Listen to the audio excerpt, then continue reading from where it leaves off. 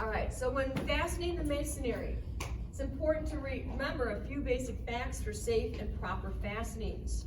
So do not fasten closer than 3 inches from the edge of masonry. If the masonry cracks, the fastener won't hold, and there's a chance a chunk of masonry or the fastener could escape in an unsafe way. It's important that the masonry be at least 3 times as thick as fastener penetration. So if we have a 1-inch nail, how thick does that concrete have to be at least? 3 inches. 3 inches, right? 3 times the thickness. Otherwise, again, it could go completely through. It can be thicker, but no less than that 3 times. Fastening in a mortar joint should only be accepted in the horizontal joint. So you only shoot in the horizontal joints. Why do we never shoot in the middle of these bricks? Too brittle. They're brittle and they're hollow, right? Go right through. We never shoot into the verticals here because that's what they call buttered, right? They just put a little mortar there for show, so it looks nice. So it's not solid. But here, they put mortar on it all. So it's going to be a lot more solid going straight through that way. They do make special fasteners for shooting into brick, but you got to make sure that you have the correct one before you do any of that. Now, large, hard, and excessive amounts of aggregate, reinforcing rod or cable may be a problem causing fish hooking. Fish hooking can occur when a partially driven fastener hits a hard object, which then bends and deflects the shank. I'm pretty sure you've come across this week when you're nailing nails into the 2x4s and stuff, right? The nail bends. Well, it either could be that you hit a knot and that made the nail bend, right? Same thing can happen with this, but at much faster speed.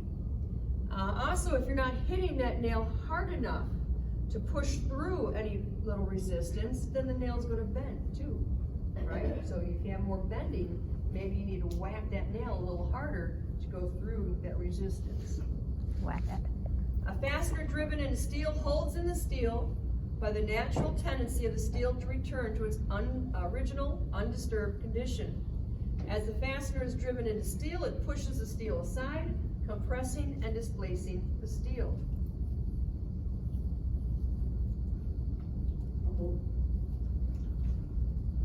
In order to get maximum gripping force, the fastener point should completely penetrate the opposite side of the steel into which the fastener is set. If the pointed portion of the shank does not extend through the steel, then a point, the force where the point is, the steel is actually trying to push it out, right? So here, right, where it's tapered, right, the steel is trying to actually push it back out. But if you get the tip all the way through, it's not going to have that. So one of the problems that we have if we can't go completely through is that we want to then put these little grooves on our fasteners, on our nails. These little grooves help give it a little, a gripping action. So it gives an interlocking action between the fastener and the steel. Now, into steel, do not fasten too close to the edge of steel. Recommended minimum edge distance is a 1/2 inch. What's the distance in concrete to the edge? 3 inches, right? Do not set fasteners too close together. Here, minimum 1 inch in steel. Do not fasten in a steel-based material thinner than the fastener shank diameter. So if this is a 1/4 inch nail in diameter, your steel has to be at least a 1/4 inch thick. You awake? Mm-hmm. I can't see your eyeballs. Oh, All right. sorry.